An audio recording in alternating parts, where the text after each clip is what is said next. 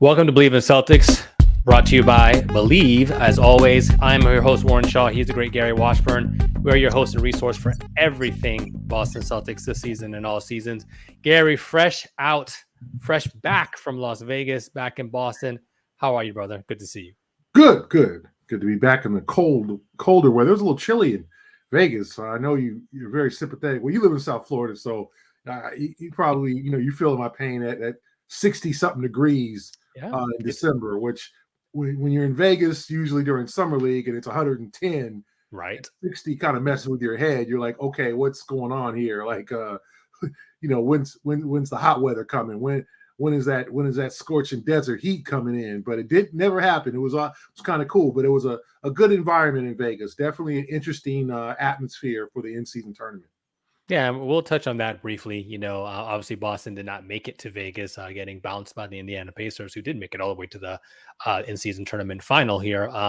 But as always, it was interesting to watch, to see it on TV and see people in jackets in Vegas, as you alluded to, because usually when I go, it is during summer league time, and it is John Blaze out there. So even watching people on set, being in jackets and coats, gloves, and the whole nine, I was like, that's a different vibe from the Las Vegas standpoint. But as always, we have a lot to get into, so we'll do our plugs really quickly. Please make sure you give Believe in Celtics a 5-star rating on whatever podcast platform you're listening into it on. Make sure you follow Gary on X at @GWashburnGlobe. Follow me at Shaw Sports NBA. And follow Believe at Believe or at Believe Network or Believe Sports.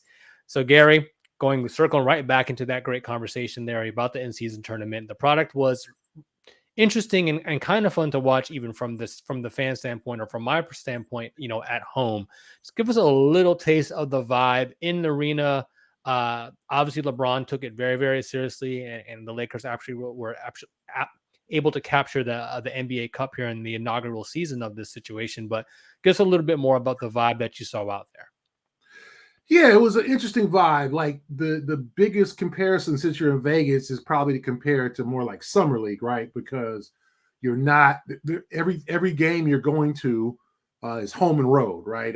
Any game that you cover in the league, unless let's say you go over to Europe in one of those games, or Mexico City or something like that, you're talking about home and road, except Summer League, where you have contingents, but nothing's official. So this was kind of similar to that, like the first game of the day, Thursday, 2 p.m. local start, was Milwaukee and Indiana. And that was really surreal because, the announcer, you kind of take for granted the environment on a regular NBA game. When the home team scores, the announcer is giving his best, Right. Description, LeBron James, but when he's doing it for both teams, or she's doing it for both teams, it's kind of surreal, right? It's very much a summer league feel. Yeah. And then the crowd, maybe at tip, it was 50% full in T-Mobile Arena.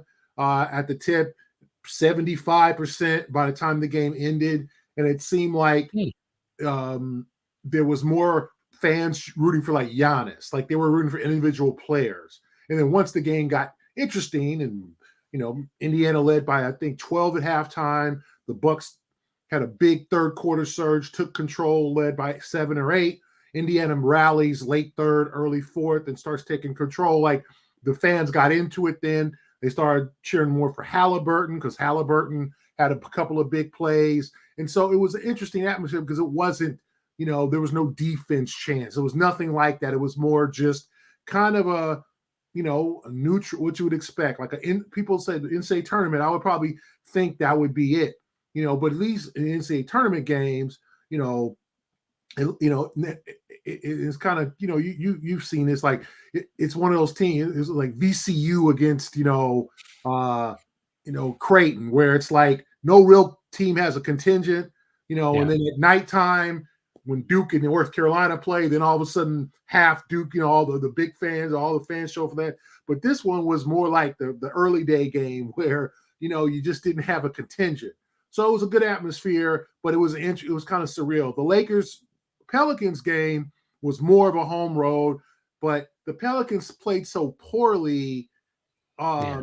The that vibe it was just dead. it took the starch Yeah. out of, and then LeBron only, because the game is so poor, doing this play so poorly, LeBron plays only 22 minutes.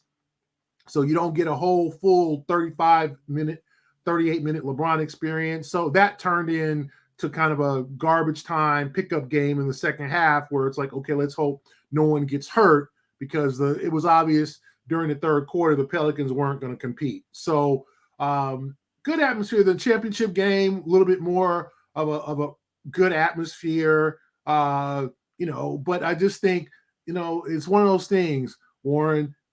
The casual fan still isn't familiar with the Indiana Pacers.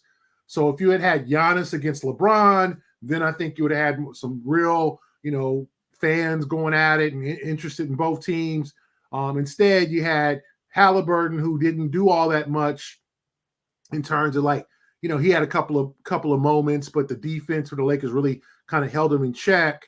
So it became kind of like the Lakers guys against, whoever they're playing, we're going to root against them. So it was a good atmosphere, but when you have a small market team in there with essentially one all-star, the neutral crowd, it makes it a little bit more difficult. You don't have that raucous atmosphere.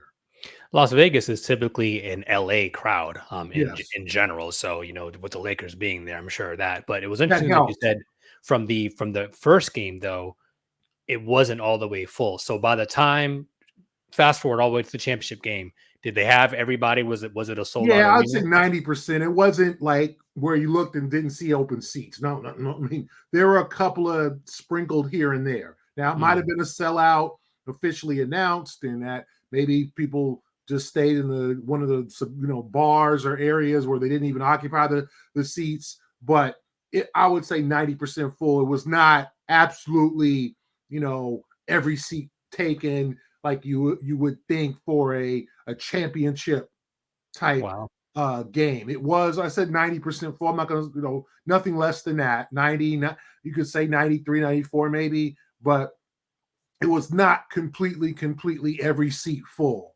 But So then it again, was. many games aren't, but are listed as sellouts. No, I hear you, but it wasn't like Vegas, right? It wasn't like Wembanyama's, debut where No, it it was wasn't. just It bursting wasn't. at the seams. Yeah, it wasn't absolutely a nutso kind of atmosphere, but it was like a good Saturday evening game, 5:30 Yeah. local start, and then it was an entertaining game pretty much until like the last 4 minutes, where kind of Indiana kind of ran out of gas, and but it was a good crowd, and I said a good atmosphere, and I think the NBA fans, Warren, will just have to get used to this and figure out how to approach it. I think next year will probably be a little bit better. And as I wrote in the Globe, that 2:00 start might not change. People, it's early. It is early, Yeah.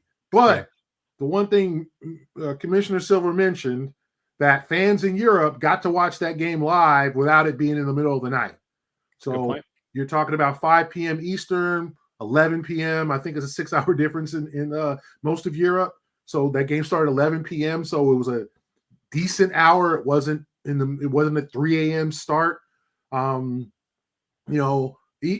in places, like China or Japan, 13-hour difference. Let's be honest, it started at 6 a.m. That's not 2 a.m., right? So you got your morning crowd who go watch that game. And then the next game is at 10 a.m. Okay, your sports fans are really diehard. So don't think that Silver isn't thinking about a worldwide audience for this game, as opposed to, well, that's 2:00 in the afternoon. That's really early for the West Coast fans. They're not worried about West Coast fans. They're worried about fans overseas and them getting a chance to watch the game live without having to kind of set their snooze button at 3 a.m. Let's take it now over to the Celtics point of view here, and then we'll get into the crux of what our conversation will be here today. So, without rehashing too much, Boston does not make it, as we alluded to, losing to Indiana in a stellar performance by Tyrese Halliburton and no Porzingis in that game. KP has since come back, but just from what you've heard, is there any lamenting that aspect from Boston's standpoint? Not being able to be there in that crowd, even after seeing the rival Lakers be the first to do it, and so forth and so forth. Anything that you can give us from that standpoint, where Boston's like, "Damn, we really wish we could have got a donor if they just forgotten about it." Yeah, I mean, I think there's a level of moving on. I mean, they've already played a game. Obviously, they beat the Knicks on Friday, but I think there was a level, especially from the players. I don't think Missoula is too much worried about it. I think he's locked in on trying to win a championship. But I think the players wanted to go to Vegas. They wanted to be on that showcase. They wanted to have the press conferences. They wanted to be one of the 4 NBA teams in that spotlight. And I think they felt like they blew that game against Indiana. Now, there was that game exposed some of the weaknesses the Celtics have, I believe, and it was a hot night from the Pacers. I do think there's a level of regret, but there was also a level of, if you look at the box score, that Boston game, it was not all Halliburton. He had 26 points. It's one below his season average. So not to say they kept him in check. It all depends a lot of times, as you know, on when the points are scored, right? Sure. But yeah, I think the players wanted that spotlight. Guys like Jason Tatum, he wants to be part of that. He wants to be in Vegas. He wants to be on the showcase. He wants to be considered one of the top players in the world on that showcase. He wants to be on all the, inside shows, the ESPN show. He wants to be on live in the studio. Like, that's what he wants. And a lot of guys are like that. Yeah. Gary, so we'll transition from the in-season tournament aspect here and touch on some of the things you even brought up, as resulting from that Indiana game. So what we're going to do here now, we're going to do the Celtics interim report. A little bit like, when you're back in school, it's report card time. We're about the quarter way through the season here. The Celtics have played 21 games. So yeah, about a quarter of the way through here. And we're going to go through different aspects of the Celtics roster and, the team itself. So we're going to talk about the starters, talk about the bench that you just mentioned, coaching, and then kind of a special category, kind of new additions, if you will, right? And when we go through this, we'll kind of maybe talk about it from the aspect of what we think the grade is, maybe even respective of what we thought it should have been, coming into the season, what maybe some of our impressions were going to be into that. But we don't want to be doom and gloom. Boston is still first in the Eastern Conference, 7th in overall in offense this year, 4th in defense, 1st in net rating. Celtics are a very good rebounding team, 3rd in rebounding. They don't foul a lot. 3rd in free throw attempts against. So there's a lot of positives for this Boston team here, right? And I think, you understand that, but they're still like, all right, they make you a little nervous because like they think there's more to still kind of extract. And no team is perfect, right? But while they've been very, very good, I wouldn't say that they've been even flawless. Like I don't know if they strike fear in other teams, right? Especially some of the matchups that they have this coming week, which we'll get towards the end. Cleveland, who played them very well last year, and Orlando, who basically owns them right now. So we'll talk about that at the end of the show. But positives there, but let's go to the starters, right? So a couple of statistics for you. You love those stats, right? So their starting lineup has played the 5th most minutes, but only 12 games. So that lineup of Derek, Drew, the Jays, and KP have only played 12 games of the 21 together so far this season. And the fact that they have an offensive rating of 125.6, but more importantly, a defensive rating of 98.1, that differential is massive. Those starters are exactly what you hope they would be. They are out there, kicking ass and taking names on a regular basis. What would you give the grade of the starters in the first 21 games, and comparing it to what you thought it was going to be coming into the season? So far, I got to give it an A.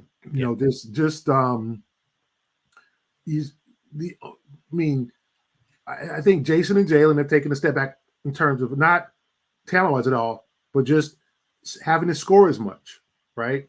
Because their averages are a bit down, but their numbers are up. The shooting numbers are fine. It's not that they're struggling. It's that there's more versatility in the starting lineup.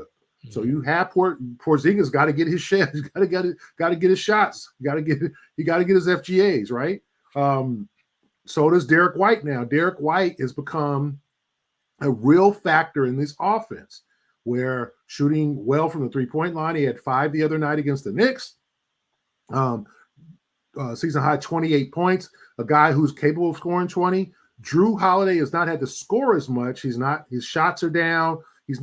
But he had a very good bounce back offensive game against the Knicks. But I think it couldn't have worked out any better. And as we talked about before the season, Porzingis and his health, right? That he just missed a couple of ball games with the calf. I think that was a very precautious situation where it was like he probably if it's the playoffs, he might miss a game, but the Celtics are like, no, big guy, sit down, relax, rest.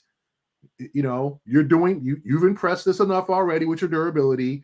We're not going to rush you out there. We don't need, we love the in-season tournament and we love to beat the Pacers, but we're not going to rush you out there on this. And then you re-aggravate it and you're out for 6 weeks. So I thought it was a safe move and a good move for the franchise to give Porzingis time off. But now he's back. He appears to be healthy. He's playing back-to-backs. Jaylen Brown has had at times his ups and downs, but it's kind of trying to settle in. I think he's been the person that's been affected the most by the changes. Yeah. With Porzingis now, because remember, last year with Marcus Smart, like Robert Williams didn't take a lot of shots. Al didn't take a lot of shots. Marcus could take a lot of shots. You didn't want him to necessarily get that 15 to 18 shot level, but he could. So more shots were available for Jason and Jaylen. And I said, so Jaylen, one, is blended very well with Porzingis, as we've seen the numbers show it. Yep. And two, I think he's the one who has had to make the biggest transition. And I think it's slow to come, but I think you see the progress. So I give it an A. Yeah, I would give it an A as well, too. And I think even going into the season, what the expectation was, like, all right, you think it's going to be pretty good, but I was pretty optimistic. Obviously, the conversation, there was some, back and forth whether or not Porzingis, Derek White, Drew Holiday, not Porzingis, sorry, Horford, Derek White, or Drew Holiday, one of those three would come off the bench, and ended up being Al. And I think Al's acquitted himself well in that role, especially getting some spot starts as well, too, as Derek's been out, Drew's been out, so forth and so forth. So the Celtics have been able to have some versatility, literally, with that top six, which everybody was kind of lauding. So I agree 100%. It's been an A thus far and expected it to be an A. So it's great to see that it's been delivered. I think my earlier points for a couple of weeks ago forgot really just how tall Porzingis is. And just by virtue of that, he becomes a lob threat, not because he's high flying, but he's just taller than a lot of people. So he's able to, get vertical in a way that the Celtics, I thought, were really going to miss with Rob being gone, but that hasn't been the case. And I think Porzingis has been pretty good on the defensive side of the basketball as well, too. Guys, we talked about a couple of weeks ago, game-saving blocks and things of that nature, or timely plays on the defensive side, which have been really, really great to see, especially considering his health. So now we both agree there. Something I'm sure we're going to agree on here now is the bench. So before we shred it to parts, because there's no spoilers there. It has not been good. What did you think it was going to be? Like, if you would have thought 20 games into the season, what would you have thought the grade was going to be going into the season? I thought we'd see a lot more O'Shea Brissett and Lamar Stevens. We haven't. It's become a basically 7-man thing, or 8 if you include Luke Cornett. They've really relied on Luke Cornett. I was a little surprised by that, but I thought it would be more depth, where you might go at times 10 deep, depending on matchups and maybe defensive situations where, hey, you need Brissett to come in there and, hold a guy down. You need him to neutralize, or as much as you can, Donovan Mitchell, or neutralize, Franz Wagner, or whatever. You need that guy to come in and play defense. Like, I thought he would maybe mix and match a little more, but he has definitely got if you'd like to say, the 8-man rotation. And I don't know, Banton has kind of blended in a little bit as a 9th guy, but I'm a little shocked that the guys that we believed, Stevens, a kind of a dog, a guy's a tough guy, get your rebounds, hit an occasional 3, not played. Brissett, and I know he's off to a terribly slow start offensively, 3 for 17, I think, this season from the field, 1 for 9 from 3. Has not gotten, I think he's got 12 DNPs this year. Svi Mokchelik, I thought another shooter, but I think Hauser's done so well, almost 44% from three. Maybe they feel like they don't need Svi. Maybe they feel like it's repetitive. But I thought we would get more depth from the Celtics than we have. So I'm gonna pin you in a corner because that's gonna bleed into our next conversation, which is coaching, right? And coaching obviously impacts to some degree how good the bench can be just by utilization alone, right? But Right. going back into the original part of it, so if you expected to see those guys but haven't seen those guys, what would you give the bench? What did you think the bench was going to be in terms of a letter grade? So going into the season, you would say, "Hey, I think the Celtics bench is a B, Probably a a C." B, a B minus, B, Okay, B, B bench. Not one. and There's much deeper sure, teams with much more specialized players, but I thought this team would have a better bench. I thought it would be a B okay. minus, something like that. Being there. And what would you give it to date? C minus. Like I think Hauser and Horford have been the bright spots. Horford's Yeah. adjusted to his role. He's still I think he's 36% from three. So he's still a capable 3-point shooter. He's not shooting as much as he used to. He's doing the kind of the dirty work. Hauser had a little bit of a slow start to the season, but he really bounced back. I think he's near 50% from three now. Maybe his last maybe like 13, 14 ball games. I think the first 4, 5, 6 games, he was struggling. And we haven't talked about Pritchard. Pritchard on the negative. Pritchard is a guy who, and I meant going back, 8-man rotation and not in 9 if you include Cornette. Didn't want to forget Pritchard. Pritchard, his splits are just really of a concern. Warren, like he's good at home. The home and away. Yep. And he's poor away. And you can't have that. If those are what you could say, well, bench guys do play better. You do see appreciation at home, improvement, better play from a lot of bench guys when they get in the home cooking, but you can't have Peyton shooting 40% from three at home and 20% from three on the road. You can't have him having, I think, 98 offensive rating on the road and 147 at home. Like there can't be that drastic of splits. Like he's got to be more reliable on the road. And that's where I think maybe it comes into maybe using some other guys or seeing what some other guys have. Use your depth. I mean, everybody can't play. We all know that. All 15 guys are not going to play. But I do think Mazzulla has some more options. So I'm going to give the bench a C or C minus. Not for Hauser's represented himself well. So is Horford. Cornette has been up and down. We have not seen enough to me of Neemias Queta. Like I just think that's a guy who just makes things happen when he's on the floor. You see that, Warren.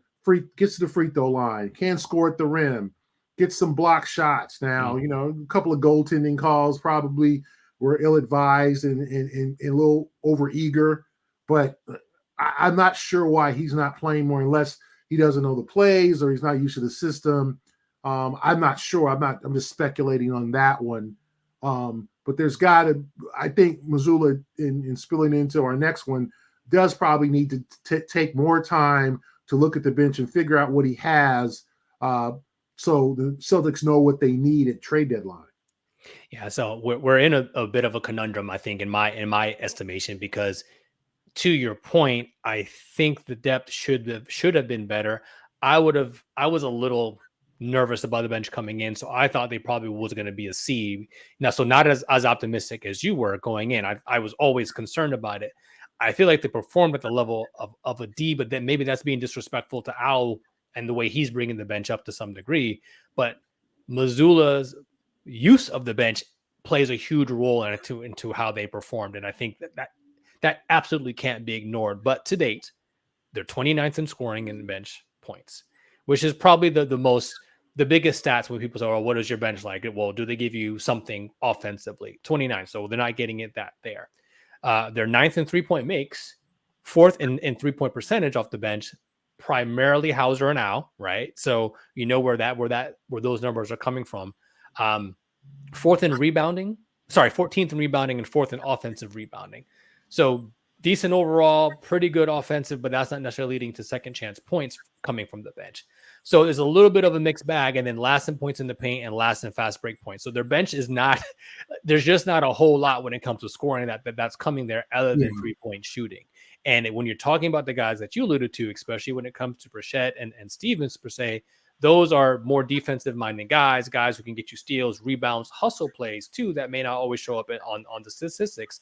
And those can turn around momentums of games as well. But if they're not getting the opportunity, that poses a bigger problem, long term. So let's transition that right into the coaching aspect. And coaching now, we're not going to lay it all at the feet of Mazzulla, because I think we've had some conversation about the additions of Presti, Charles Lee, Cassell, et cetera, what they even mean to the bench. Again, from your perspective, you're there, you see things, how they happen on a day-to-day basis. What would you give? No, we'll start from the beginning again. What did you think the coaching was going to be going into the season? Letter grade, and then what has it actually been, in your opinion, to date? I say B's on both sides. I think Mazzulla's done a solid job. He's made some adjustments. He's, gotten help and aid and assistance from his assistant coaches. But I still think there's a couple of things, too much at times, too many damn threes, and not good threes. I'm talking about just, threes, and not using enough of your assets. When you have a Keita on the bench, you have an O'Shea Brissett.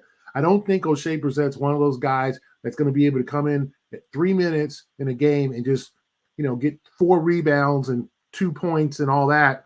You got to let him play 15, 20 minutes. You got to let him get some of the mistakes out. You got to let him break a sweat out there. And so I don't know if they're being very fair to him in terms of his playing time. And I know he's got the slow start shooting, but you got to assume that the law averages is going to kick in here. And then also Lamar Stevens. I think the starters have been fine. It's just, to me, the bench, his use of the bench, and like you said, not getting a lot out of the bench. And I'll 29th in bench scoring, but I think they're also 29th in bench field goal attempts. So whoever the starter is on the floor is getting them FGAs with that bench, right? And I think Philadelphia is last. In bench scoring and last in bench attempts. So they got a partner there with the Celtics in terms of just maybe needing a boost from the bench. And I think the Celtics, in all honesty, probably need another bucket getter. And if you don't think it's Fee, which I can't tell you he's not that guy. I mean, he's we've seen Warren. He's not afraid to shoot. Okay, he's not afraid to get him up. Okay, in his short time, he'll put some shots up. So do you give him more of a burn and more of a run, and you hope that he can represent himself decently on defense? Or do you just think, okay, he's not the guy because he's a repeat of Hauser? Like, I think that he should get a shot too. But I think Mazzulla's done a solid job. I think, he's taken a step forward from last year.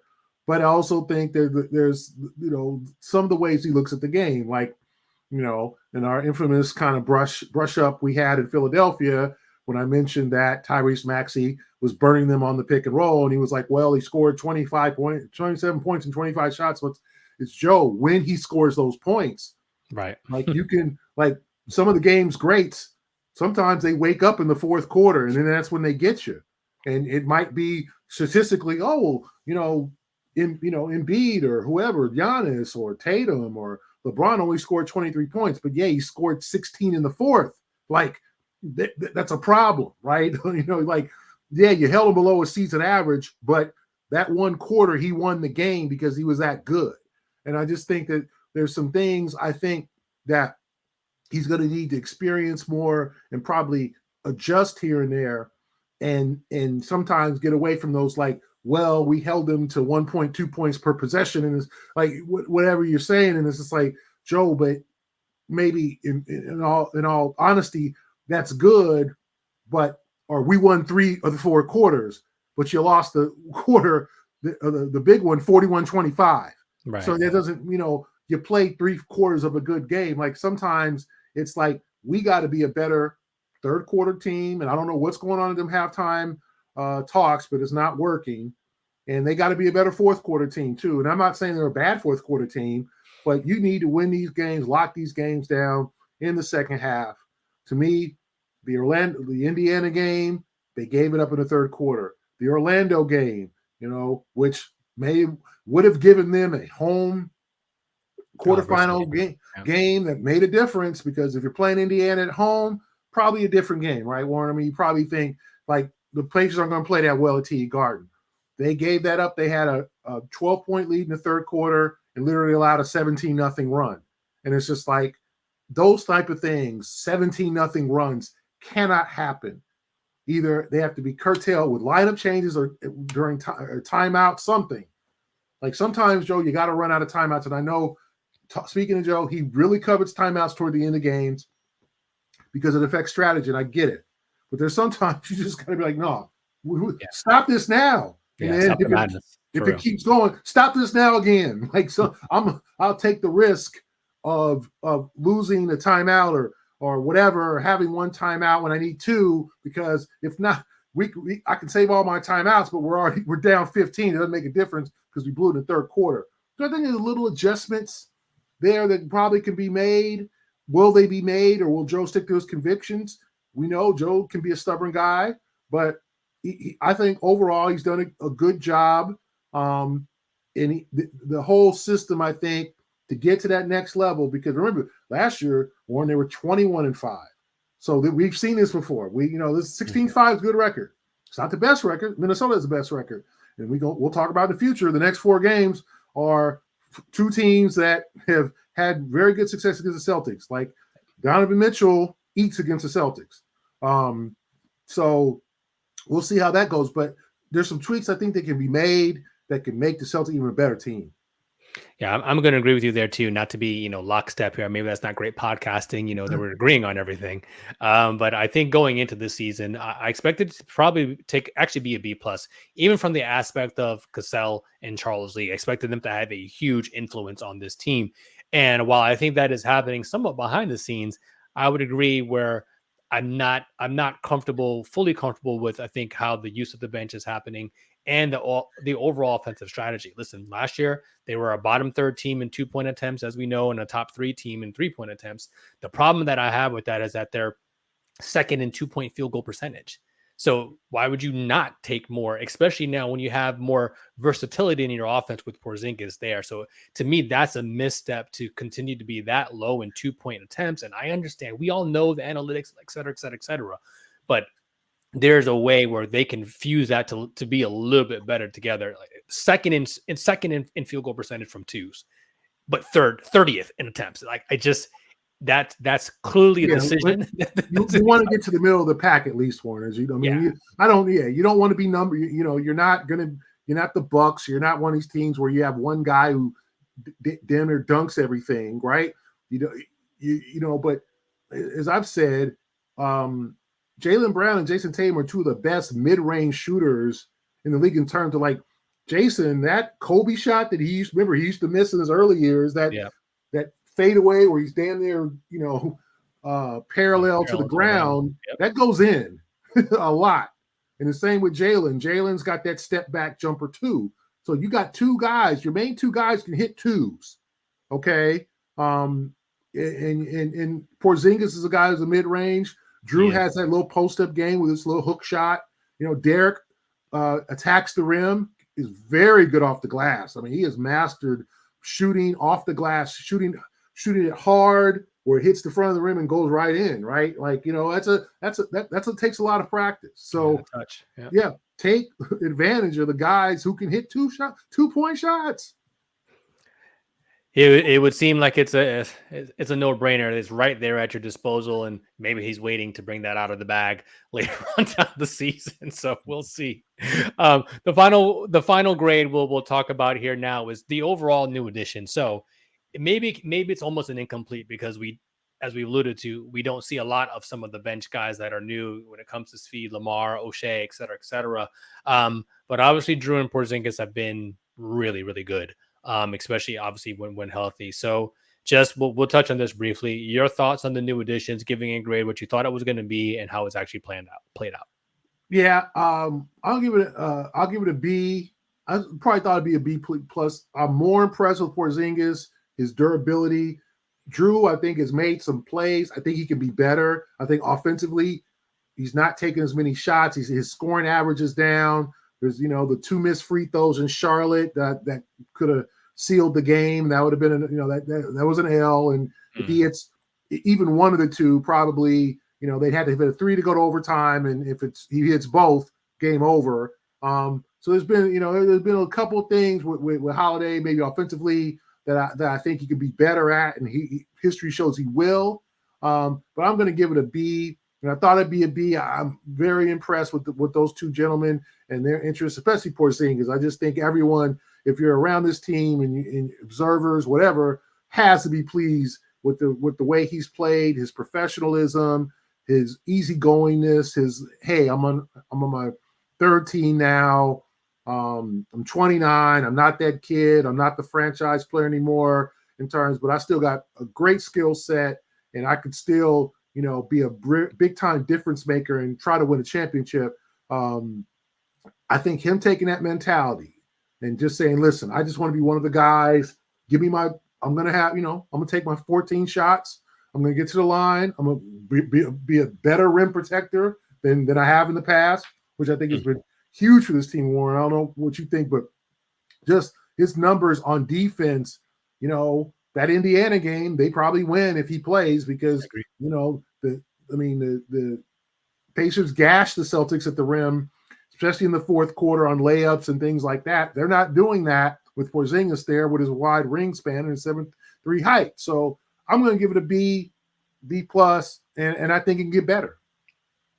So, all right. Well, again, we'll be in lockstep to some degree here again. So I thought it was going to be a B, and I'm going to give it a B+, and I'll give a quick synopsis of the reason why I thought it was going to be a B.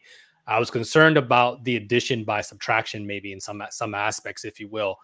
I didn't know if those guys, Drew and KP specifically, could come in and fill the locker room role, the mental toughness role that Grant, Rob, and Marcus leave, with those things, and how the team would respond in that. But the play on the court, I think for the most part, especially Porzingis, I think Porzingis has been a little bit better than Drew has, at least consistency wise. But Drew just being a guy be able to fit in and not really make a fuss, I think has been immense as well too, and not trying to do too much one way or the other. So that's where those two guys specifically, and because they've gotten the lion's share of the opportunity to contribute, I'm going to give it a B+ because I think it's been a little bit better than I would expect it overall, considering what the Celtics lost going in. And I think there is the capability for this to get even higher, maybe to an A- or an A, if the rest of the bench guys get an opportunity to contribute and obviously contribute well. I was a fan of Svi coming into the, kind of, I wouldn't say a fan, maybe that's a little bit strong, but I thought he's a guy who can play. And I'm a little surprised at the lack of minutes there in general. And not that I'm lobbying for 30 minutes a night for Svi Mykhailiuk. Like, that's not what we're saying here. But maybe there is the aspect of, is it duplicitous with Hauser, who they are obviously committed to giving him those minutes in that run. Lamar, I agree with you. Thought from a defensive standpoint was going to be somebody who was really going to help in. And O'Shea, who played really well in Indiana when he got run as well too. So those are all things too that I think when it comes to new additions, there's room for that to happen. But that bleeds back into the coaching, that bleeds back into the overall bench. But again, we've already talked about those points, so we'll move on. So B was what I thought it was going to be. I'm going to give it a B+. We'll close out the show here. G Money, 4 games ahead. 2, as we alluded to, in a really weird, awkward scheduling situation, the home against 2 teams here. But the Cavs in Orlando have had the Boston Celtics number here, especially in the last couple of years. What are you looking forward to in these games? Again, we are staying away from predictions here on Believe in Celtics, but just what are you looking to see happen here? And I'm going to skip the Cavs and go to the Orlando.